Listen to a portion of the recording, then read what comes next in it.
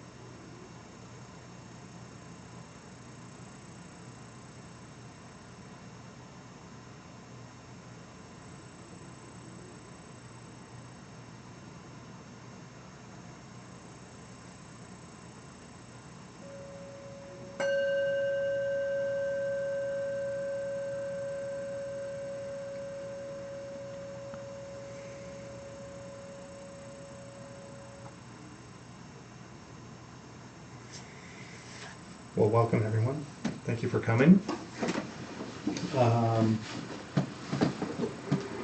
My name is Jeff Alworth. I'm Sally Alworth. We are qualified to teach this class because we have been trying to do this, establish a daily practice for 20 years. And, we're still struggling and trying to do that. So we're here to hopefully share some of the shortcuts that we learned along the way.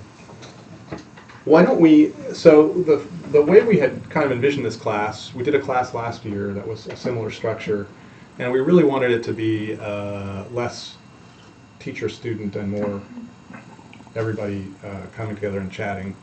So why don't we begin by introducing ourselves, and what were we going to ask folks?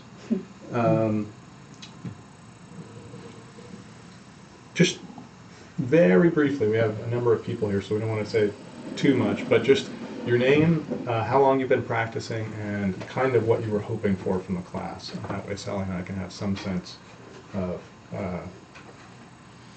kind of guiding a little bit. You want to add to anything? Yeah, really just how to deflate your incorrect expectations about what you might get from us. And we should say hello to the people who are streaming from home. That's right. Can you tell? Do we have folks? We have two. All right. Well, hello, folks. So I'm Jeff Alworth. This is Sally. I've been practicing for...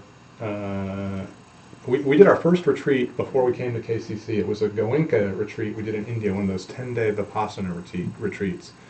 That was our first ever meditation. I think many people have that experience. So that was a real trial by fire. And then we wanted to practice, we were actually in a Buddhist studies program, and we really went there to try to find a Dharma center, really. It's kind of how we inexpertly see. Our failures started even before we became practitioners. So it took us a long time to actually find KCC, which we did exactly 20 years ago last month. Yeah. So. Yeah, we came to KCC on the first Sunday of March in 1997. And we are not officially teachers.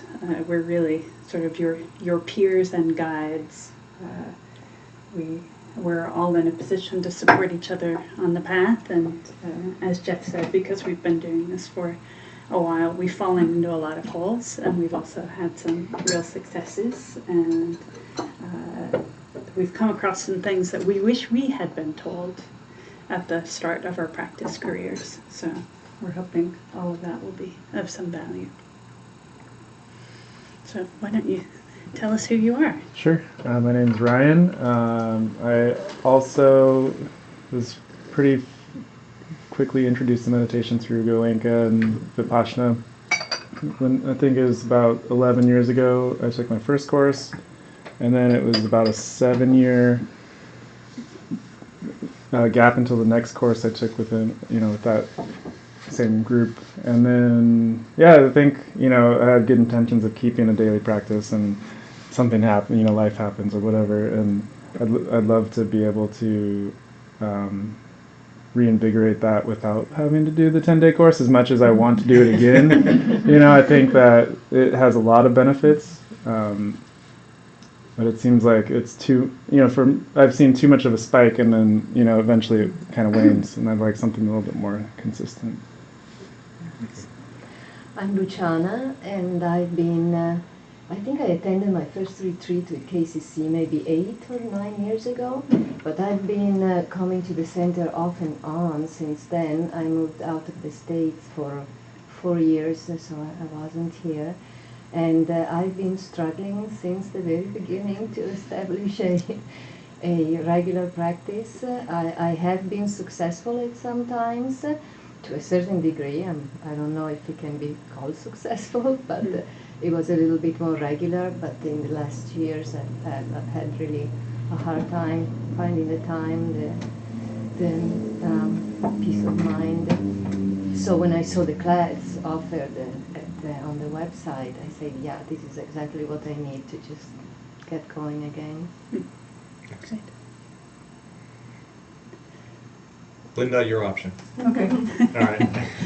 My name's Linda. I've been practicing for 5.5 years and coming to KCC for 5.5 years, which is to say I started by coming here.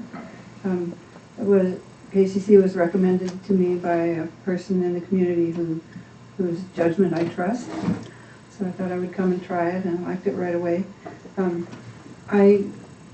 I practice almost every day, but I would not say that the quality of my attention is, it's often not very good. I have a struggle with drowsiness, so that's a really part of what happens to me. And also find that the things that I'm doing, I've now done a lot of the same things for 5.5 years. So I'm beginning to experience that my mind has those things in it, and it's also possible to have other things running at the very same time behind it, which is not good, I'm sure. So I really look forward to some practical, I really like the syllabus. You know, I mean, all the things that you talked about are like, oh, that could be helpful, oh, that could be helpful.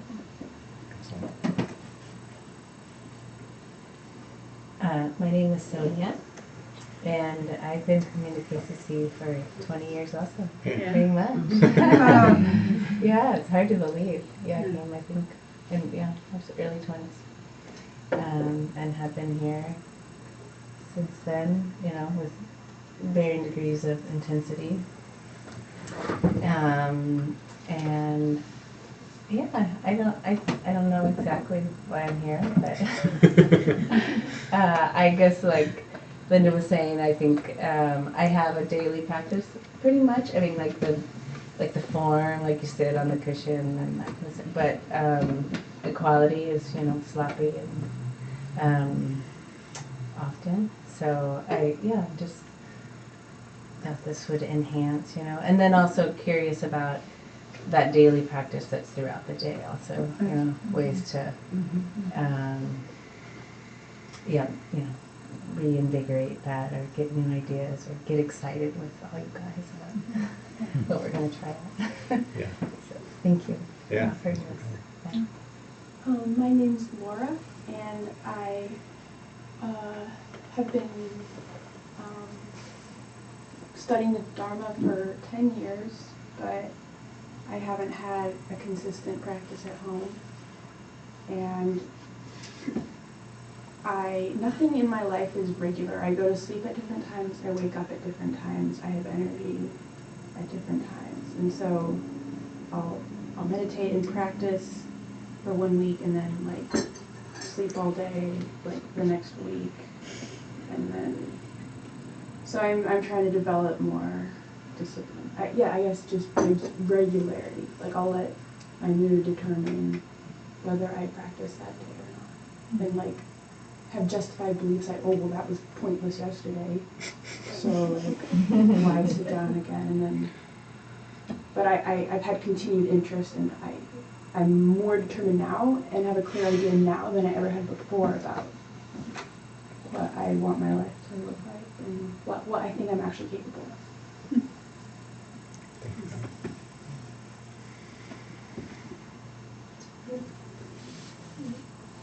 My name's Usha, and I've been here for probably about 3 years or so. And I meditate every day, but I don't have like a regular home practice per se. And one of my challenges is that I live with somebody who has a lot of stuff, and I feel like I have a really big house, but just to even find a space that feels clear, that could just be mine, kind of, for this. That's been something that has been stopping me. It's just been an obstacle. So I'm kind of just interested in trying to bring more of, just more of the regularity at home. It's more helpful. My name's Melissa. I've dabbled in meditation off and on for years. And it wasn't until I came to KCC that I started like a daily practice and have created a bit of a disciplined practice. But I'm here because, yeah, it's almost like I'm not seeing the benefit in meditation. It's almost like doing the opposite right now. So there's just a lot of things coming up, like bubbles of emotion and awful thoughts, and I'm like, is this normal? So I guess just some guidance would be good. Yes, it's normal. Just get that out of the way. I'm Carolyn. Like Melissa, I've been interested in many years, and in '06 I started coming here, and I wanted a daily practice. That was my big motivation, and it was about it wasn't until Kempo came that I realized the teachings were part of it. So it's sort of like, oh, it's teachings. So, but I get very restless in my own practice. And, so I want to know how to change it and then come back, keep stable, but be allowed to allow myself to try different things, but not stop. So it's sort of like this tension that I think I'll get too far away from what I did in the beginning. I'll sort of lose my way, I think. But I'm pretty regular, even though it doesn't seem always potent. I'm Rose Morini, and I've been practicing here at KCC for about 13 years. And I'd say I mostly have a daily practice, but what I notice is that there are times when truly I'm going through the motions. It's like, okay, I know I'm doing that. It becomes kind of rote and maybe a little dull, and it's not all the time. I have periods of weeks and months where it's very engaging. But I'm wondering, how to bring interest to the practice on a regular basis. I think that would be very helpful to me. I'm Gracie. I've been coming here for 2 months, so I don't really have a practice really established yet. I'm just here because I'm curious, I guess. The times I have been here, I've felt really just overwhelmed with love and I don't know, just meditating makes me feel good, and I am curious about that and want to see where it goes.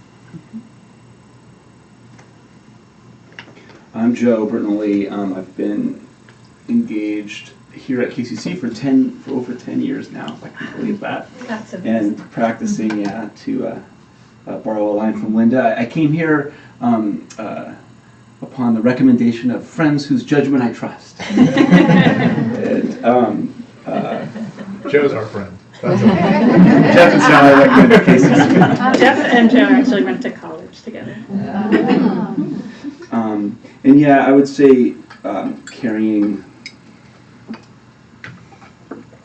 the Dharma and the practice and the four measurables in my daily life, I would say it's actually been of utmost importance in my mind since the very, very beginning. So it's a really important subject for me particularly. And you guys' last class was good too. So. This won't be good. I'm Linda. I've been coming to KCC for 3 years now. I didn't have a daily practice until after Eric Tribblehorn's retreat last August, but I've been steady since then. It's been helpful for a morning practice, but I'm really interested in integrating it throughout the day, the carrying practices, and getting some help with that, and reminders how to keep it with me throughout the day.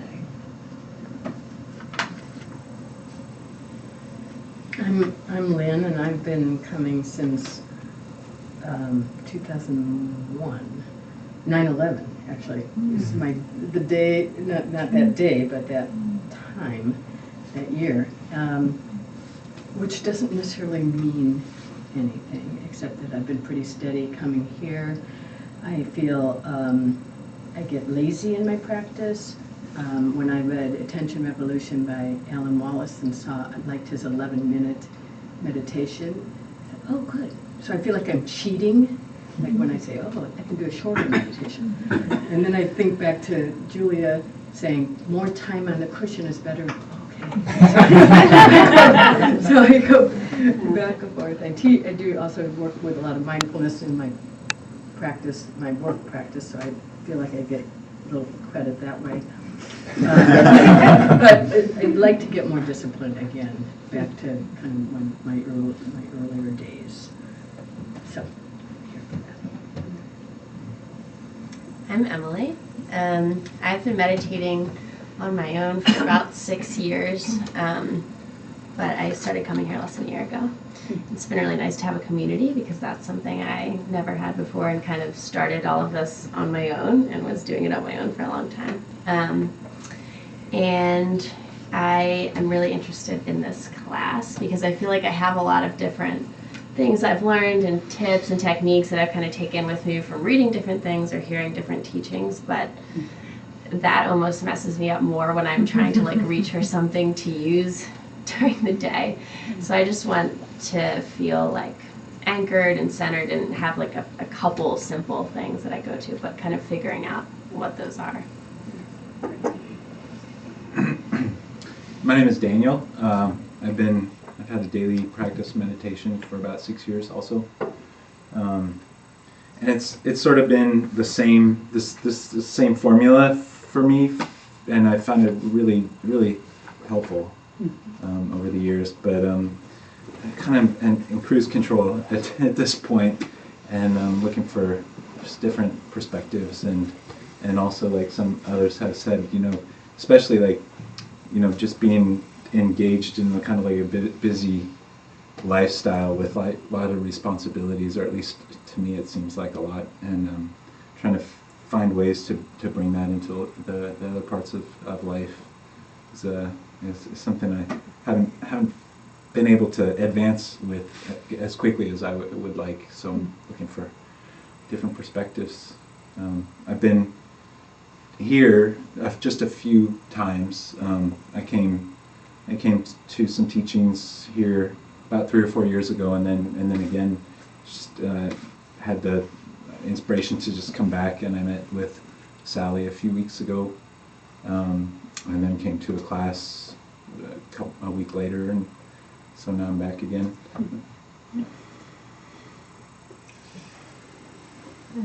Dora. Well, I've been nominally practicing for 38 years. Doesn't go away, the problem, at least for me. Keeping a daily practice that is, has the consistency and the freshness and the rewards that we all want. But anyway, I'm really interested to just hear people's experiences and learn from them, and inspire each other and commiserate. Great. Yeah, thank you for that. That was, I think, we were hoping that there would be a mix of people with different kinds of experiences, because no matter if you're doing this a couple of weeks or 38 years, there's different kind of challenges that come along. Yeah. I mean, I'm suspecting 38 years. I can speak to 20. Yeah, and I think you've really touched on a lot of our goals for the class.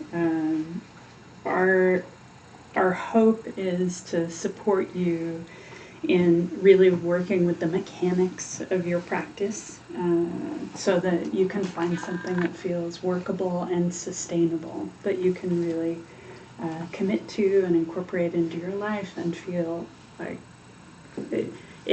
I can't promise that it's going to feel fresh and full of life every single day, but hopefully, we'll offer you some things that will help re-energize your practice if you've been doing it for a long time. And it was probably about 2 years ago now that I first heard Michael say, the thing we want is not to make our life the context for the Dharma, it's to make the Dharma the context for our life. And it really struck me then, and it has stayed with me, and I think a lot of you talked about wanting to find ways to carry your practice into your daily life. And I think we're all trying to do that. We're trying to remember that we have a practice. We're trying to figure out what it is we can do during the day, so that we feel like we really tap into that, and it informs our lives. And I think there's really no question that having a stable formal practice really helps with that. it's difficult enough to remember to turn to our practice when we're in the midst of our busy work routines and dealing with kids and driving in the ever worsening traffic in Portland. And, it's even harder if we aren't able to kind of touch base with our formal practice on a regular basis. You know, it's something that shifts our minds away from our usual routines and reminds us there's another way of thinking about things, another way of looking at things, another way of being in the world. And Jeff, the last couple of months, he keeps saying, everything I look at, everything in the Dharma, it all comes back to training the mind. We're always training the mind to do something. And so our formal practice, our daily sitting practice, is part of training the mind to turn to the Dharma, so that we can remember to do it in other pieces of our life. We are hoping in this class, one thing that in our own experience when we came into KCC and actually before that Goenka and in other contexts is this is not from, I think it's safe to say for most people in this room, this does not come out of our own cultural context. So there's a kind of, it feels like there's a gulf between what we know and what we're supposed to know, and trying to figure out how to do practice, even formal practice, was kind of a challenge. But trying to figure out how to hook that up to modern American lives was even a bigger challenge, and it was never clear, like, there was never any instructions about that. How are you supposed to do that? If any of you have spent much time with native Tibetan teachers, they don't have any clue. And coming to KCC was a big watershed because Michael had some experience with that, and then Bill and Dora and others had. And in that spirit, what we're hoping in this class to do is make it feel comfortable to find a way to practice that's natural, that fits your life, that builds on the time that you have and the life challenges that you have, without kind of worrying about that you're not doing it right thing.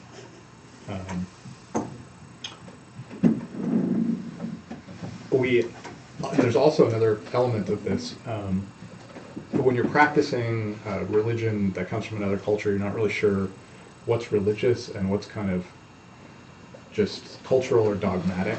And we're hoping in this class that we can strip away the stuff that's actually important from some of the stuff that's not so important. And we wrote down when we were working up this class, we want to separate the Dharma from the dogma, and so make it possible for you to feel like you can do this thing that Sally was talking about, and making the Dharma the context of your life, without having to try to do it awkwardly and through some other kind of lens that you don't understand. Yeah, and I want to be clear, we have enormous respect for the lineage, for Tibetan culture, for our Tibetan teachers, and one of the other themes that came up a lot in our discussions around this class is how do we go about making the practice our own without making up the practice? Because we all know, in engaging the Dharma, we're all trying to go someplace we've never been before. We don't actually know how to get there, and we rely on our teachers and we rely on the tradition and the lineage to point us towards something that we would probably not make up on our own, that we would not find on our own. So, it's always very important to us that, having been book Buddhists and scholars of Buddhism long before we were practitioners, it's really important to us to not damage what's essential about the Dharma. to not just tinker with it for tinkering's sake, because I'm not qualified to know in a lot of cases what of some of these forms is actually critical to ultimately having insight and what is actually just cultural. So we don't want to push too far down this road of picking and choosing and saying, well, I like the way that one looks, and I don't like the way that one looks, and I'd like this guy better if he were blue instead of white. It's not about kind of making up a practice. I think for me, it's really about coming into relationship with the practice and with the practice as it actually exists in your real life.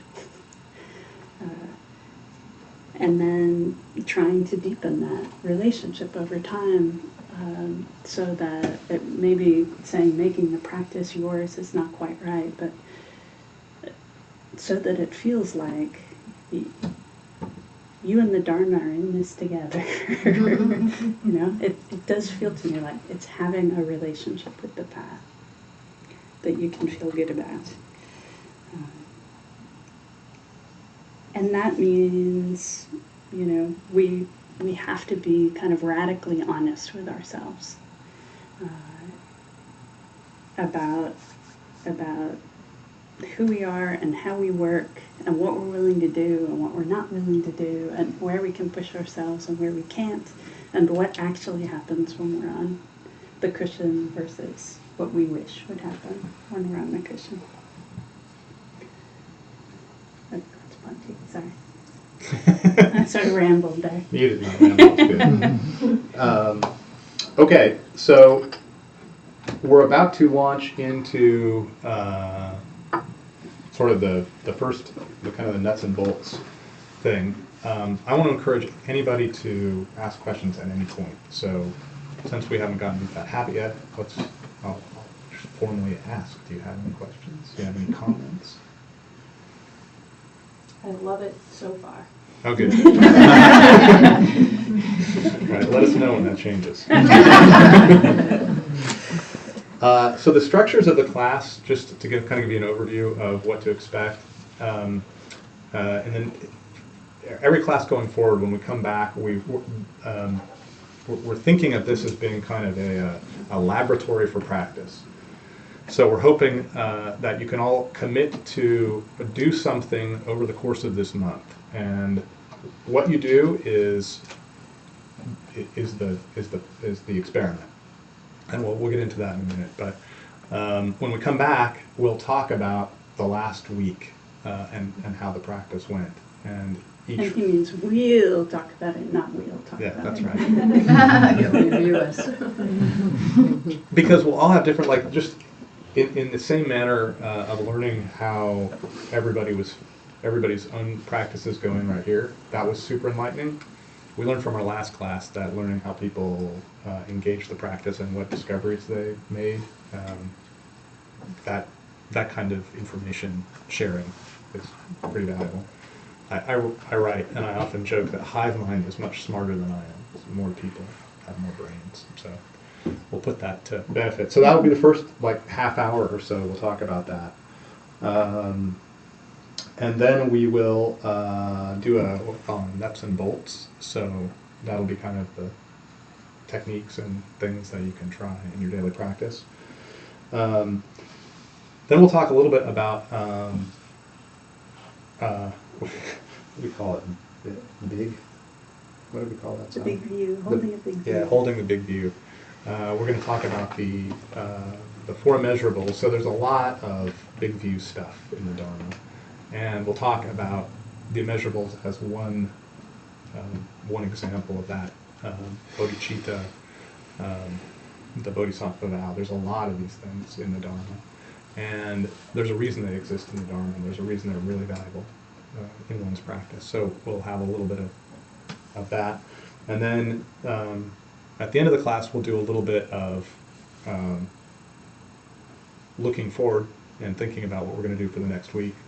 And we'll probably do some some tips about carrying practices and stuff like that, and experiments with carrying practices. And hopefully this class will build on itself, so as we all learn together, these things will feed, and it will grow as we go along. So that's the structure. Questions? Sound good? Yeah. I have a question. I'm not going to be able to make all of the classes, and you're obviously streaming it. Is there going to be recordings of the courses posted somewhere, or I could catch up on them on a certain? And you can just go to KCC's website, and when you look across the top of the website, it says meditate on the left, across the top menu, across this bar. And if you open the meditate, it will tell you about Sunday morning. And at the bottom of Sunday morning, it will say where you can connect to our live streaming of Sunday morning. And just click that will open our YouTube channel. And down the right side, just class after, Sunday after class after, just in chronological order. So you can find it, it'll be there. Okay, thank you. And everyone's being recorded in 2 parts. So tonight we'll say the date, and then 1A, and then care and feeding of your practice, and then after the break it will say the date, 1B, for the second hour. Okay, good, thank you. Yep. And if you miss a class, it's not the end of the world. Please do not, if you have to miss a class or two, don't stop coming to the others. I'd love to see you for all of them. This first one I think is the most important, and you're all here, so that's good. Yeah. All right, so let's change gears, and we wanted to start out tonight by asking you a question. Do you have ideas about what your daily practice is supposed to be like? And if you do, would you be willing to share them with the group? This is not a trick question. Maybe nobody has any preconceptions. Yeah. Lynn. I have what should be, and it is a very wonderful setup, where I finally took the area where I meditate out of the computer room. That was a really good idea. And now I have a space, so I actually have a screen, and I have an altar, and I have pictures, and I have my bell, and I have my cushion, and so it's wonderful, actually, in a wonderful private space, and so all that's good. So I just want to be there longer and have my mind stop doing its mindy thing as much as it does. So, yeah.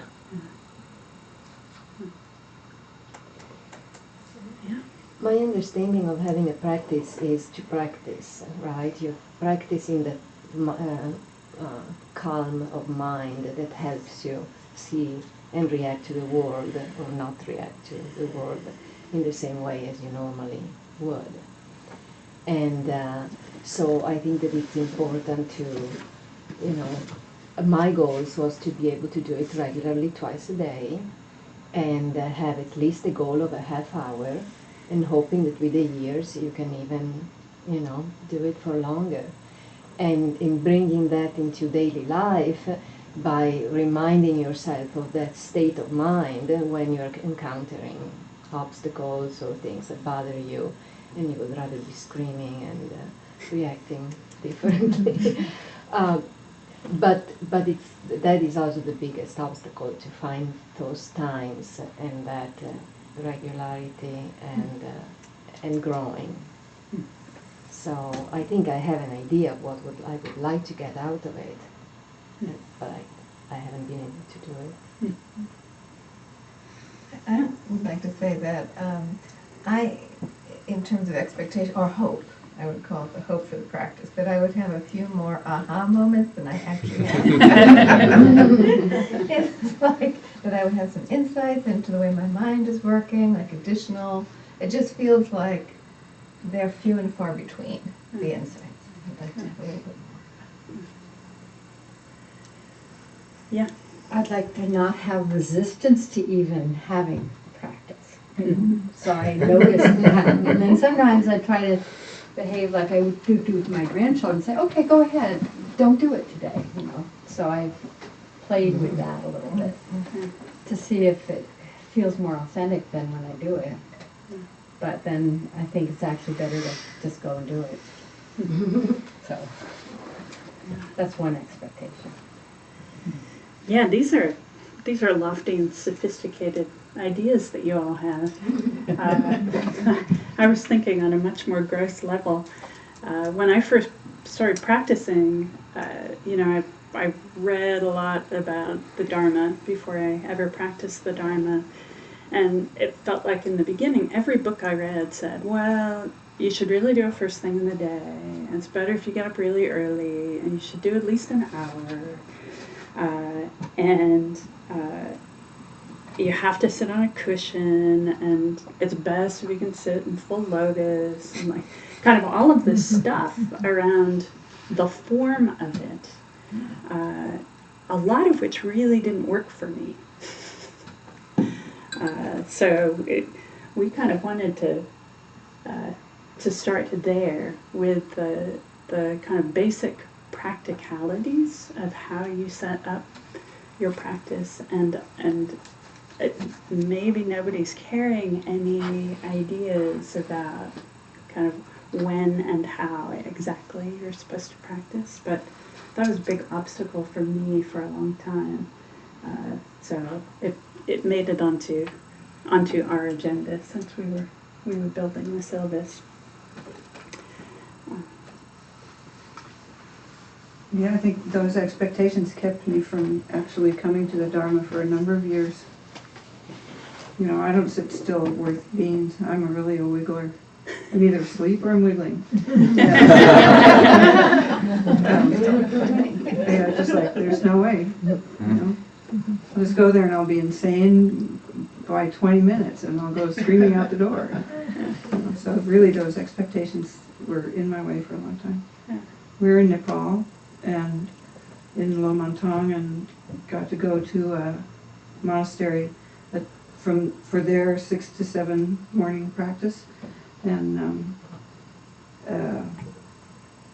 at 6, you know, we were dutifully there at 6 where the white people were allowed to sit, and there were maybe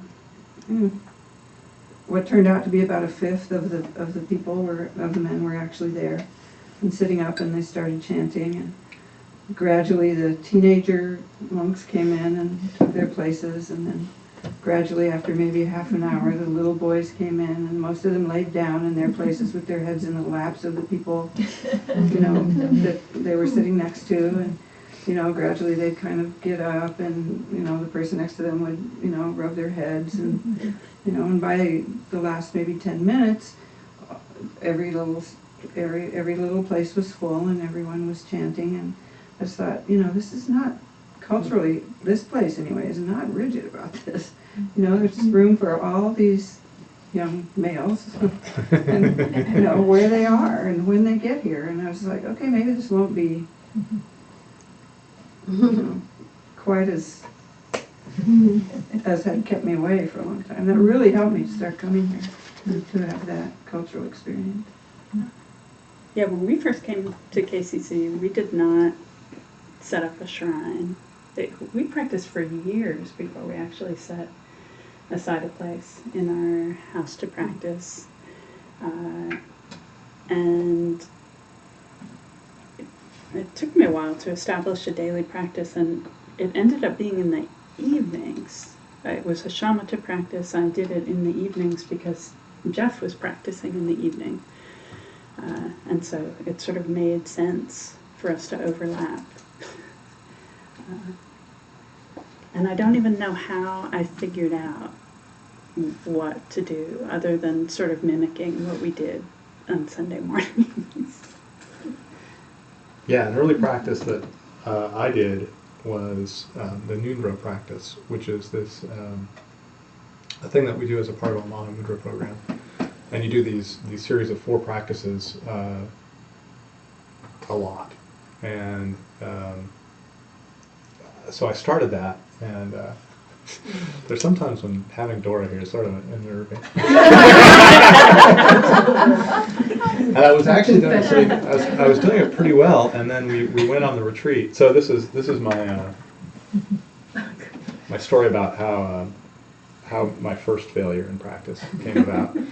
I was doing pretty well. So one nice thing about when you first start practicing is a lot of times you have a lot of energy, and so you're really excited, and it's new and challenging, and that's all fun.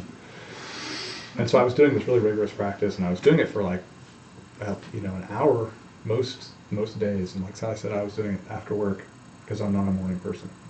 And that was good, and I was cruising along.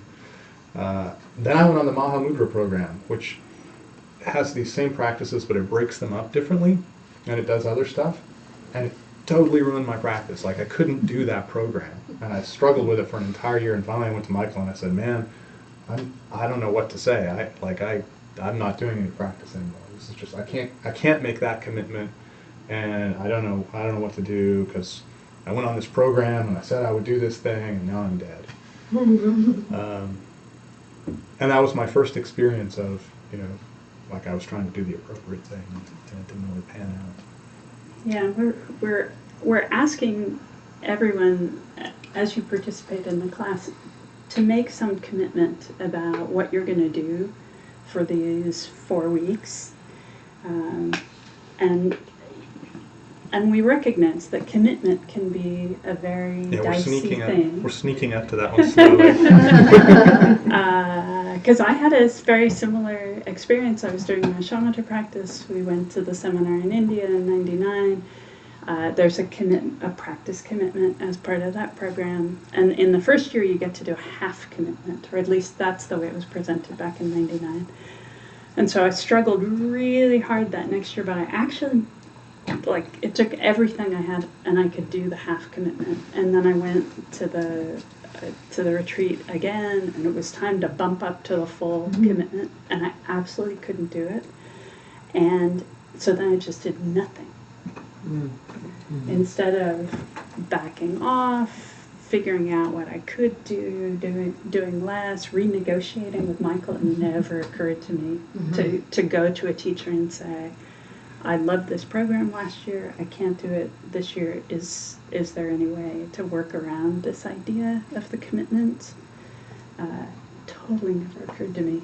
And I just did nothing for like a year and a half, except come on Sunday morning. I did nothing at home.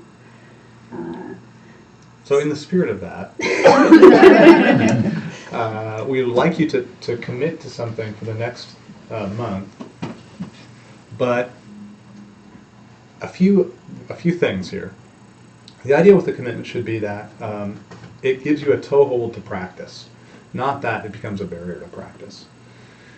So it's really good, we have found, instead of choosing a practice commitment that has a very high ceiling, like I'm going to practice for an hour every day, which creates the possibility that if you don't practice for an hour every day, then you're like, what do you do? Because now you're not practicing. And then you feel bad, and then you don't want to do it, and then it just steamrolls. Yeah.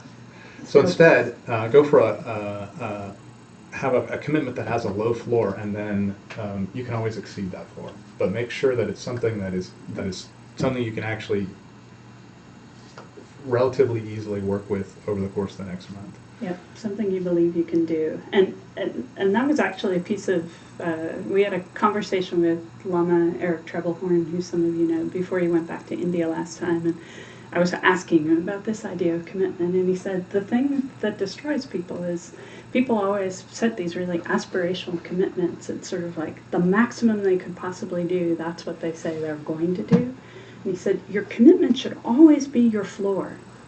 Like, if you've said, I'm going to do an hour a day, and you sit and you do half an hour, it's a failure. If you've said, I'm going to do at least 10 minutes, and you do a half an hour, it's a massive success. It's like throw a parade. You did so much extra practice. And that's the way our minds actually work in relationship to this. So don't set yourself up for failure. Like, set your commitment at something that you really feel confident that you can do every day. And then if you can do more, do more. That's fantastic. Or not every day. The thing that I really succeeded at, the best year of practice I ever had, was a year when I tried. I had just come off a really bad year of practice. I had a very busy work project, and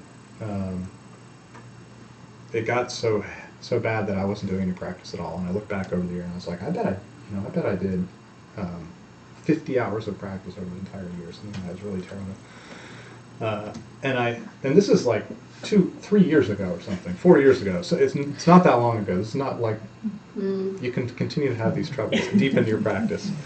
So I thought, I wonder if I wanted to do 365 hours of practice a year, what would be the best way to accomplish that? Like if I wanted to accomplish the hour of practice a day. So I had this idea, why don't I just say I'll practice for 365 hours this year, and then that's mostly an hour a day, but I can do some retreats and that'll help me get caught up. I can come to first Sunday and do 3 hours and that'll help me get caught up. And that way if I miss a day, I don't get completely derailed. And it totally worked. And not only did it totally work, but a fascinating other benefit happened, which was on the days that I didn't practice, it is always the case in my life that on days I don't practice, there's that really uncomfortable moment where I think, am I going to practice right now? And then there's that really uncomfortable moment, and then you decide not to, and it's sort of like telling a lie or something. You push it down, and then you just you go about your business. And then everything about your mind stream says, yeah, let's just pretend that never happened. But when I was on the hook for the hour, I thought about it all day long. I thought about my time. And so I had, not only did I practice more during that year, but I also thought about practice throughout the day a lot more. And this was just one of those things that I came up with as a kind of experiment.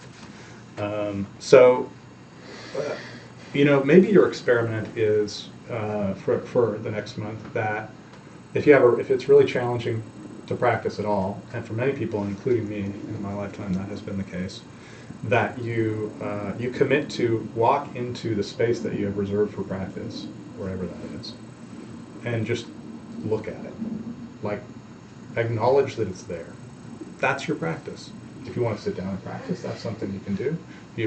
But you make sure that for 28 days or however many days this is, you do that.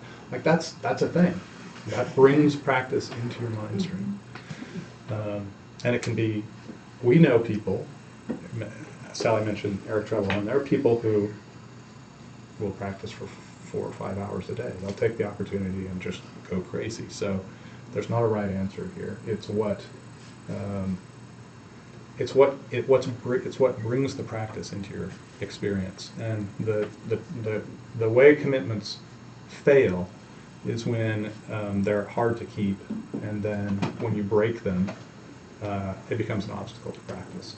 The way the commitments succeed is when they encourage you to practice and are flexible enough so that they support your practice and make you do more practice.